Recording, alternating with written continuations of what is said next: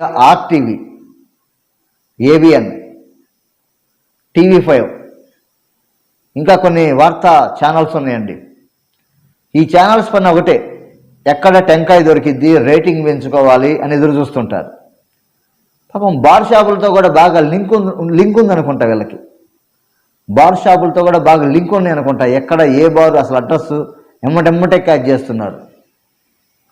ఇవన్నీ చూస్తే మాకు అనుమానం ఏంటంటే అసలు వీళ్ళే ఏదన్నా దానికి సపోర్ట్ చేశారా, ఏమన్నా క్రియేట్ చేసి ఒక వ్యక్తిని అక్కడి నుంచి క్రియేట్ చేశారా, అసలు ఆయన్ని బెదిరించి ఒకరికి ఆయన డ్రెస్సు బ్యాగ్ ఉంటుంది కదండి, బ్యాగ్లో డ్రెస్ ఉంటుంది కదా, డ్రెస్సు తీసి వేసుకోవటం పెద్ద కష్టమేం కాదు. బెదిరించిన వ్యక్తులు ఆల్రెడీ నాకు థ్రెడ్ ఉందని చెప్పి ఆయన చెబుతున్నాడు.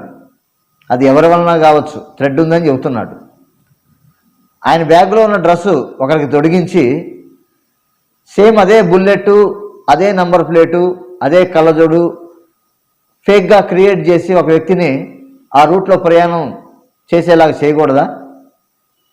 సినిమాలు చూడలేదండి మీరు? ఎన్ని రకాల సినిమాలు వచ్చినాయి.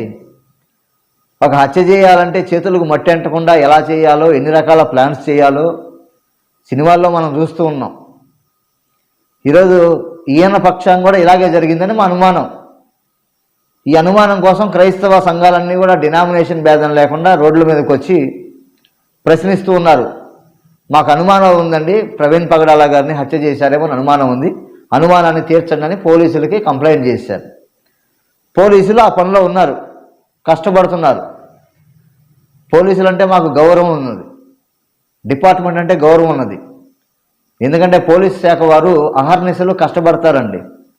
ఏ మినిస్టర్ వస్తున్నాడన్నా వాళ్ళే పని చేయాలా, ఎక్కడైనా చిన్న తిరణాలు జరుగుతుందన్నా వాళ్ళే పని చేయాలా, అన్నిటికి సంబంధించి పోలీస్ డిపార్ట్మెంటే పని చేయాలి. ట్రాఫిక్ డిపార్ట్మెంట్ ఉంది, వీళ్ళే పని చేయాలి.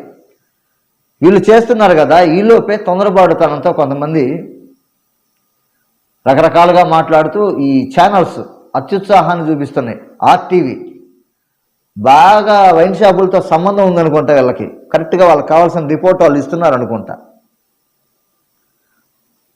క్రైస్తవులారా గమనించండి, ఇలాంటి ఛానల్స్ వాళ్ళని మీరు ప్రశ్నించండి, వీళ్ళని అడగండి. అసలు పోలీసు వాళ్ళు ఇంకా ఏమి రిలీజ్ చేయకుండా వీళ్ళకి ఎక్కడి నుంచి వస్తున్నాయి వీడియోలు?